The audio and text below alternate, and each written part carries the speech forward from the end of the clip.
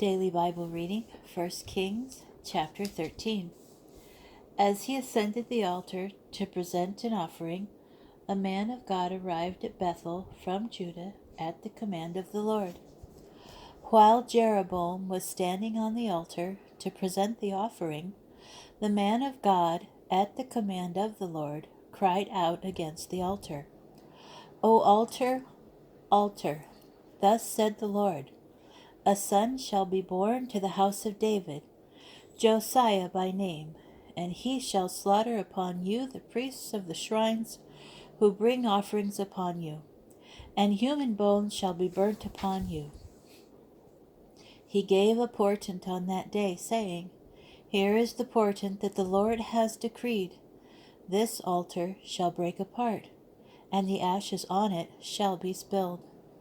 When the king heard what the man of God had proclaimed against the altar in Bethel, Jeroboam stretched out his arm above the altar and cried, "Seize him!" But the arm that he stretched out against him became rigid, and he could not draw it back.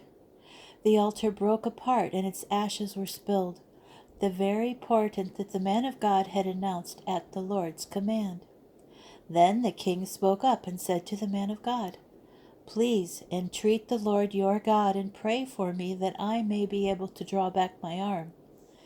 The man of God entreated the Lord, and the king was able to draw his arm back. It became as it was before. The king said to the man of God, "Come with me to my house and have some refreshment, and I shall give you a gift." But the man of God replied to the king, "Even if you give me half your wealth, I will not go in with you, nor will I eat bread or drink water in this place. For so I was commanded by the word of the Lord. You shall eat no bread and drink no water, nor shall you go back by the road by which you came." So he left by another road and did not go back by the road on which he had come to Bethel. There was an old prophet living in Bethel, and his sons came and told him all the things that the man of God had done that day in Bethel, and the words that he had spoken to the king. When they told it to their father said to them, "Which road did he leave by?" His sons had seen the road taken by the man of God who had come from Judah. "Saddle the donkey for me," he said to his sons. They saddled the donkey for him, and he mounted it and rode after the man of God. He came upon him sitting under a terebinth, and he said to him, "Are you the man of God who came from Judah?" "Yes, I am," he answered. "Come home with me," he said, "and have something to eat." He replied, "I may not go back with you and enter your home, and I may not eat bread or drink water in this place. The order I received by the word of the Lord was, you shall not eat bread or drink water there, nor shall you return by the road on which you came." "I am a prophet too," said the other, "and an angel said to me, by command of the Lord, bring him back with you to your house, that he may eat bread and drink water." He was lying to him. So he went back with him, and he ate bread and drank water in his house. While they were sitting at the table, the word of the Lord came to the prophet who had brought him back. He cried out to the man of God who had come from Judah, "Thus said the Lord God, because you have flouted the word of the Lord and have not observed what the Lord your God commanded you, but have gone back and eaten bread and drunk water in the place of which he said to you, do not eat bread or drink water there. Your corpse shall not come to the grave of your fathers."